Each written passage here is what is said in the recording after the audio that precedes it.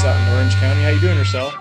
Oh, so good today, especially after chatting with you, Justin. How are you? Doing awesome. Thanks for being with us. So we're going to do a 52 Comms Mixup interview, and folks, you've probably seen this before, but basically it's really simple. We're going to ask Rochelle 4 questions, 2 about kind of her job or the work she does, 1 about something more fun, and then 1 about a cause that she's passionate about. So you ready to go ahead and get started? Yes. Awesome. Let's do it. So first question is, and we were just talking about this, you're the PR director for a design firm. I'm using my questions cheat sheet over here for LPA Inc. And tell us about an average day at LPA. Tell us a little bit about what you do. And I'm also always interested to hear how companies like B2B companies, how they use social media. So maybe tell us a little bit about that too, what you guys do. Okay, absolutely. Well, on a day-to-day basis, my responsibilities can range from very traditional PR tasks like pitching, writing press releases, writing editorial content for articles that we are going to be submitting to magazines, sending photo galleries out, to more marketing functions. So I write the copy for a lot of our email marketing, and I am kind of the ghost editor of our blog. So I kind of help facilitate and foster and make sure all that content gets written. And then I'm also behind our Twitter account, and then we do a lot of YouTube videos because architecture is a very visual platform, very visual art. Right. So what better way than taking a camera crew and getting some interviews? So oftentimes you'll see my hand in the video. You're the one holding the mic. Interviewing. Oftentimes I'm behind the scenes. You'll never even see me, but I ask those probing questions. I kind of look at it as fishing till I get that great soundbite. And then all the production work as far as the booking of people for interviews and booking our photog and all of that. And then everything to our events calendar online, which we use. We use our events calendar for search engine optimization, which is really, really cool. Oh, so cool. I'm a little bit of an SEO geek. I do a little bit of that here and there as well. So it's never a dull moment here. You can find me in the conference rooms here with our guys getting interviews because my guys love to talk, and girls. So I found that a transcription service has been so valuable because you can be taking notes on a laptop, but oftentimes there are things you'll miss. You'll miss the tone, the way something was said. So I love having my transcription service. I just let them talk. I get my notes from them the next day, and I'll read through, and then I kind of understand what they're trying to say and communicate, and then I become that little filter and help transfer it back into spoken word. And so it's been great, and we make all of our content work really, really hard here. So, I just love it. I'll get a comment from a client, and we'll either make a video from it or take a video and make a blog post out of it, take that, send it to a publication, see if that topic interests them, maybe expound on it. You'll see it to a feature-length article, and then take that and send it back around to whatever market segment we send it to in an email campaign. And then again, at the bottom, ask them to subscribe to our blog. So we just try to make everything work really, really hard, and it's really fun. And like I said, never a dull moment. Well, I love what you're, it sounds like it for sure. And I love what you're saying too about how it sounds like you guys are actually going out and creating a lot of your own content, and then you're using that on your channels, but you might use that for a media pitch. Like, I don't think people think about that all the time. You know, they might be able to use a video like that, for instance, that you're talking about filming in a lot of different ways. So, yeah. And a little tip here is that I don't, if we've got something that's a couple hundred, like 600 words, I don't tell them, oh, hey, we just posted this on our blog, because why would they want something already posted? You don't have to kind of highlight that or shout that out.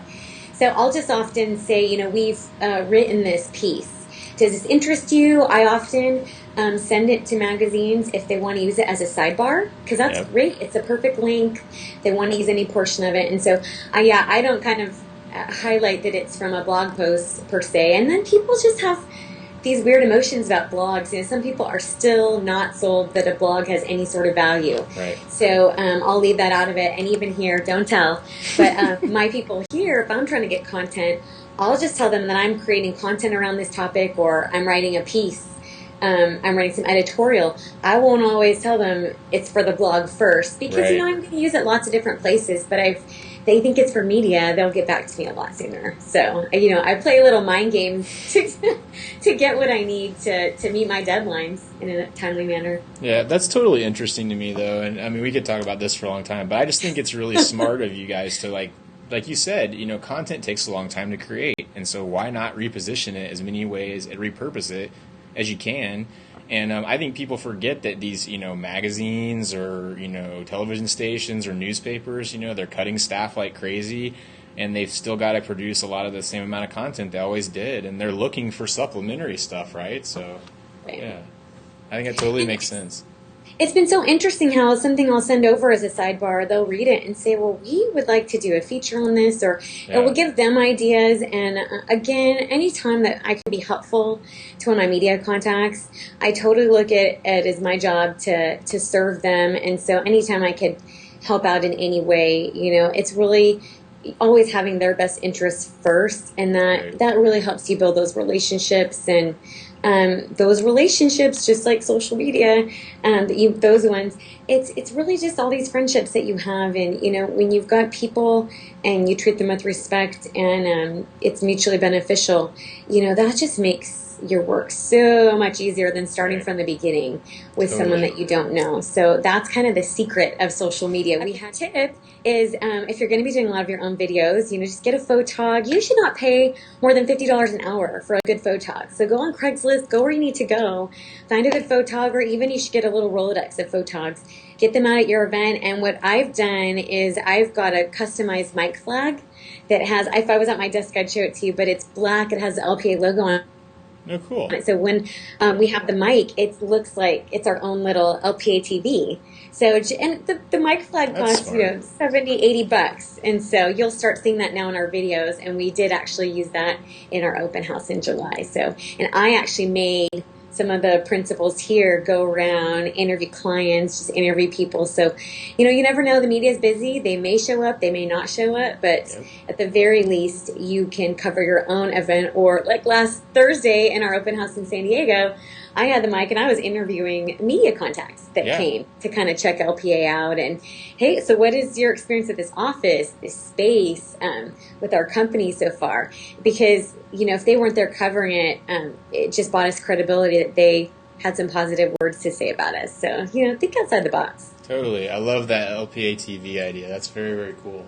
And don't forget, you want to get the domain, lpainc.tv, which I just got, and you forward it to your YouTube channel, because that is our LPA TV. Right, absolutely. So it's just like little follow-through items that can make a difference. That's so smart. Okay, and so speaking of, so LPA TV is one we should check out. What's the website? Is it just lpa.com? It's, the website is lpainc.com. .com. And your Twitter handle, remind me, is it LPA?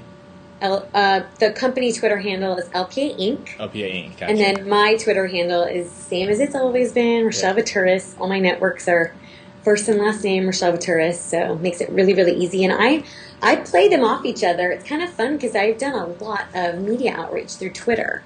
And so even again with, you were saying earlier, B2B, where we use YouTube, we use the heck out of YouTube in our videos. Right. They're just terrific.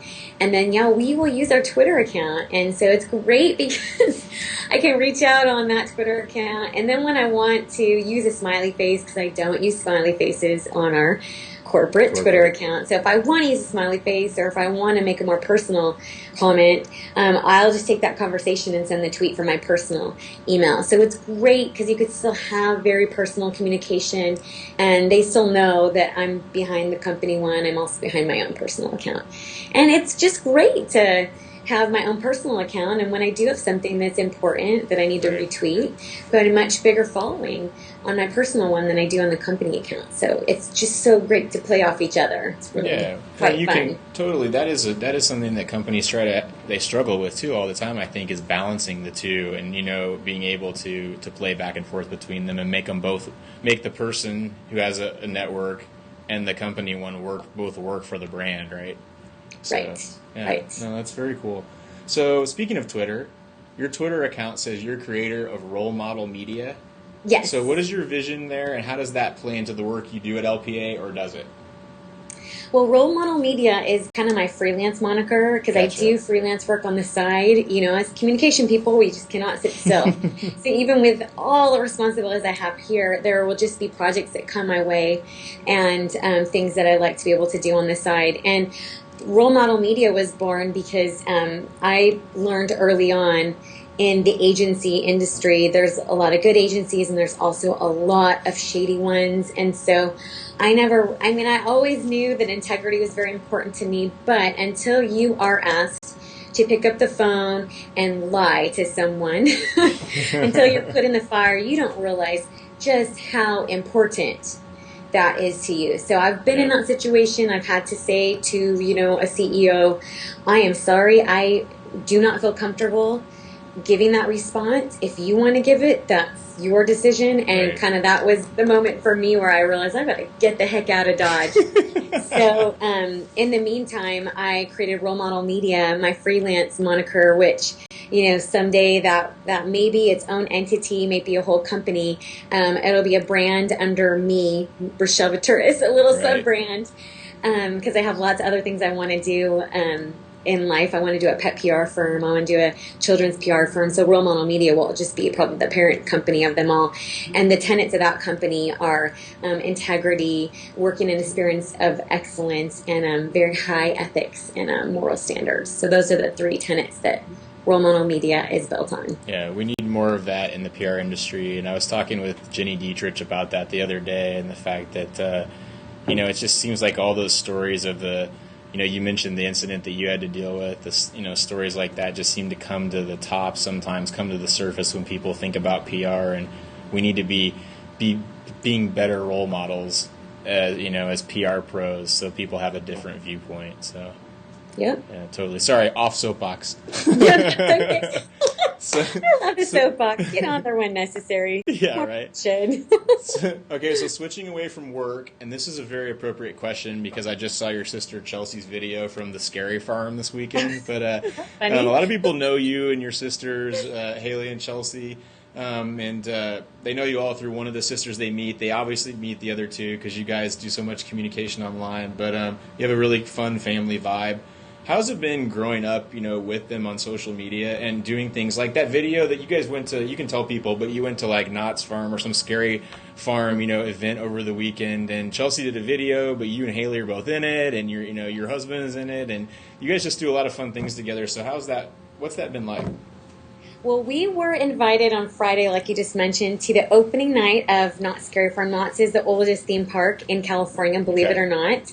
And Scary Farm is where they, in the evening, you know, turn the whole theme park into, there's monsters and just all kinds of creative, scary, scary, scary mazes. You notice, I mean, we went in some mazes. We didn't go in a ton. They are scary. A little bit of chickens there, but we were invited by a company called GigaSavvy to come and enjoy a nice VIP dinner, and then also just come enjoy the event. And they knew we would do what we do, and we, you know, make videos where most everywhere we go and tweet about most everything that we do. It's just now we've gotten to a point we can't help it. It's very natural to us, like many of you. And so yeah, we went on Friday, and the three of us were invited, and I realized as we were there, it's just so fun because we all were leveraging each other. We've all worked really hard to build up the networks that we have, and it was just kind of fun because Chelsea would say, I just got this interview up, or I just got this video up. Can you retweet it?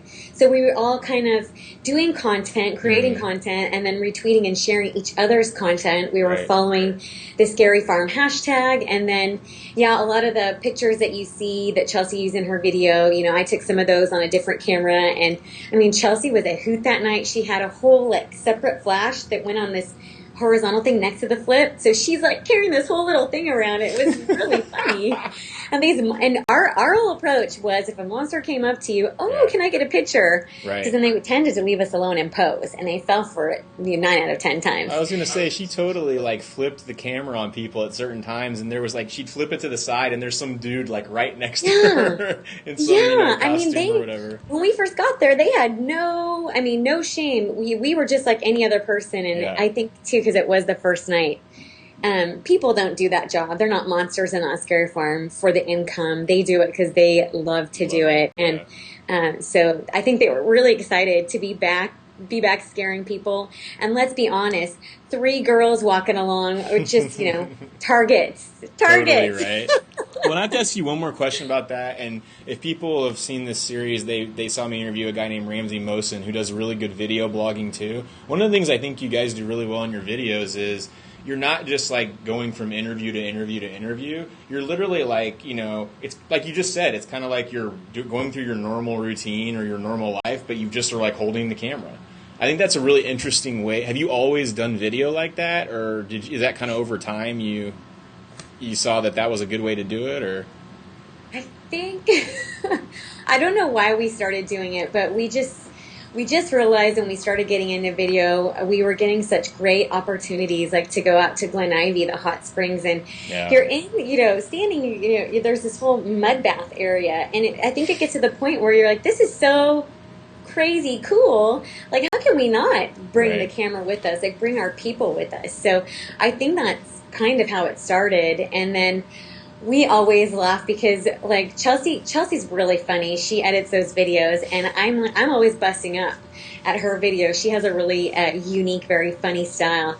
And so we laugh. We're like, is this just funny to us, or is this funny to anyone else? Because we crack up at each other. We're very self-deprecating, and we have fun with that. So we're just always we're very grateful to have each other, have a family like we do. And so anytime we can share that, now we just like build people onto our family all the time, especially through social media.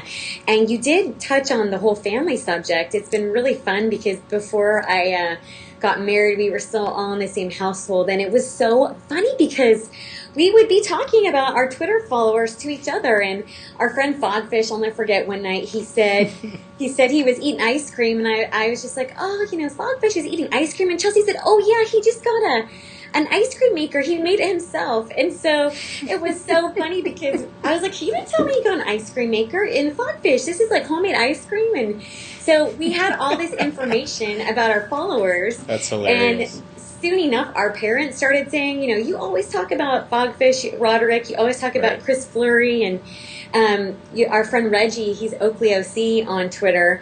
My mom finally met him at the mud run the other day because she came out to help document. Haley and Chelsea were running, and my mom and I were taking pictures. I saw the picture, yeah. Yeah, and now it's like our parents are literally, they'll run into people, and my husband too. They've heard so much about so-and-so, and it's so cool because we have just become this big family, and that's how, when you talk about family and social media, how it really starts coming together. Yeah, so back up on Soapbox for a second. I think that's weird. I was talking with somebody at work the other day about how so many people do social media, but very few people or brands use it the way you're talking about because it takes so much time to invest to actually do it that way, where it's really just an extension of meeting people offline, right, in real life. Yes. So, yeah. You never stop doing that. As busy as you get, as many followers as you get. Totally.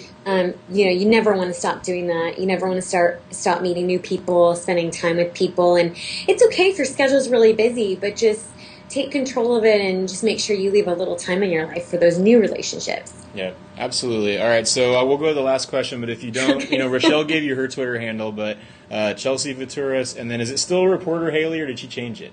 We finally got Reporter Haley to come around and become Haley Veturis. All right, so it's all first name, last name. You got to check them all out on Twitter. You'll definitely see some interesting content and plenty of videos. So.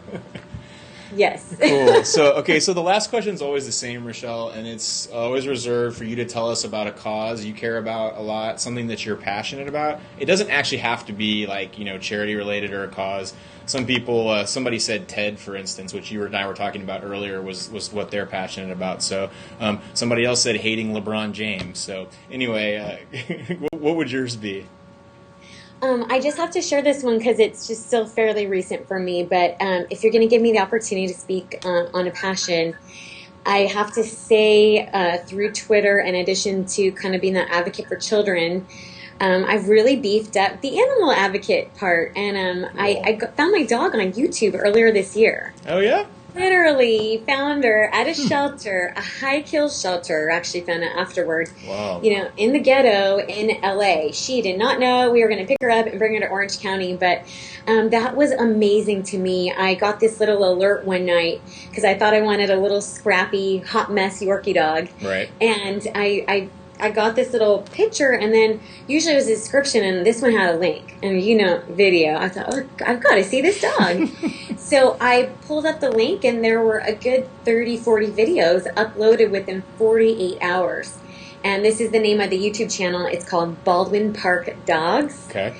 And so I realized, like, holy cow, all these videos within 48 hours, these dogs are all there. So, of course, I think I watched all 30 videos. It's now, 2 in the morning. Narrowed it down to 3 in no particular order because I didn't want the dogs to feel like they were my second or third choice, the one I ended up with. And showed my husband the next morning, and I didn't even think he was paying attention, to be honest with you. And while I was at work that day, he went out and picked up our little doggy. So by the time 6 o'clock rolls around and I had my scheduled call with a volunteer from the Baldwin Park Animal Rescue, she tells me 2 of the 3 dogs are adopted. And I thought, oh, well, that's okay. I guess I meant to have this little guy. Right. And little did I know that, one of those dogs was my husband, or my husband had picked up. So what kind did you end up with? Secretly, she's the one I wanted the most. Nice. So I got home, and it was the most surreal thing, seeing a dog I just saw on YouTube running around my house, not even 24 hours later. Oh. So I just would really encourage people to kind of be just very aware. And then also on the flip side, like I still go on that channel and I like to see the dogs that they have, but the fact of the matter is it's a very high kill shelter. Mm-hmm. They update when a dog gets adopted and rescued, and they also update when a dog has been walked to the back of the shelter and had to be, euthanized. Mm-hmm. And that makes me cry. Oh, I know. That's hard to hear, but unless they're doing a lot for awareness. Yeah, they're very specific, but they have to be. They have to tell the story when it's a happy ending and when it's a sad ending, and they'll tell you where the dog's going, what the body's going to be used for. Oftentimes, it's they're going to boil down the body to use the fat for cosmetics. So, people just need to hear. And so that kind of just showed me, I'm the kind of person I would just adopt every dog if I could, even the big ones that won't fit in my little condo. But it just showed me, if you don't want a dog, you're not a dog person, or, you can't adopt any more dogs, if you've got a network and, you see that there are dogs at a high kill shelter that need homes, you've got all these platforms to use for something bigger and better than yourself. So I'm at that point now, I think that every volunteer with whatever your passion is comes to where you realize there's only so much you can do, but if you can help spread the message and help tell the story, you can kind of help exponentially increase the reach and just help things that cannot speak for themselves. Children, animals, older people. It's always about giving a voice to people that don't have one for themselves. So now I'm off my soapbox. No, that's a great story, though, and it's good that they do those videos because that makes it so much easier to share with people and show them, what's available. So what kind of dog did you end up with? I ended up with a little Chihuahua, little white and tan, short-haired Chihuahua. Okay. Her name is Winnie, and she actually was in that Tweetheart TV video I just did for Stephanie last week. And we did a little product placement because her Uncle Ted Wynn, his handle's just Ted Wynn. Oh, yeah, I know Ted. I met Ted when I was in L.A. last time, yeah.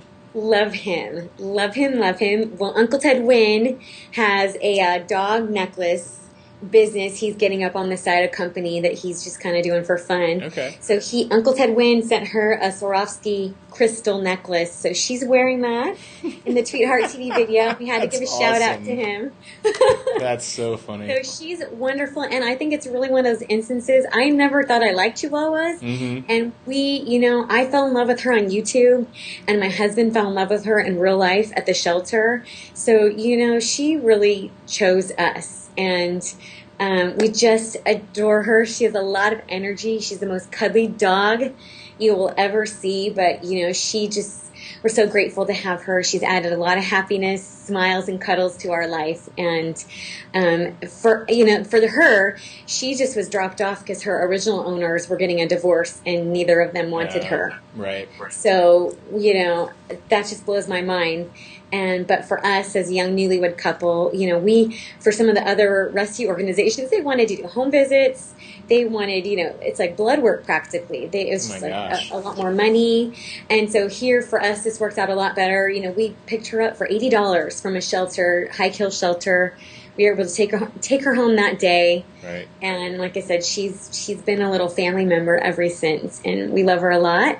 And she too will have a Twitter account soon. Awesome. When she's ready for it. So you just hit another point, and we'll finish up here. But I've been telling my wife Maggie that we have 2 Irish setters, and I keep telling her that every now and then I'm seeing more and more people set accounts up for their pets, and I'm like, we got to set one up. I'm like, I think we can just do one account for both the dogs, Jameson and Murphy.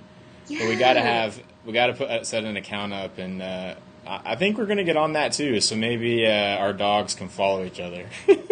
That would be great. That would be great. And a little side note, speaking of the family thing, the whole reason my dog that when I got married, I tried to move her with me. She's 14 years old, blind in both eyes. She was not having it. I had to leave her in her surroundings. So that was heartbreaking. But our dog Allie is still alive and ticking. And we actually had to get that Twitter handle, Our Dog Allie, because with all the sisters, with Haley being a rebel and being reporter Haley before she changed her handle over, people were like, wait a minute, is there a fourth sister? And they were getting confused. So that's how we came up with Our Dog Allie. Gotcha. Because we would talk about her on Twitter, and but it was more like, did you do her eye drops today? Because she has a lot of medical issues, right. So it's just kind of fun, and so we saw the benefit of having one for your animal as well. So don't be closed-minded. It can be really fun, and I challenge you because I think you're going to find some different uses for Twitter by having an animal account. So, just give it a try, and I think it will spark some fresh ideas for you. All right, we're going to have to create a Twitter list now with all the people who we know who have animals on Twitter. So this is going to be our to-do going away from this.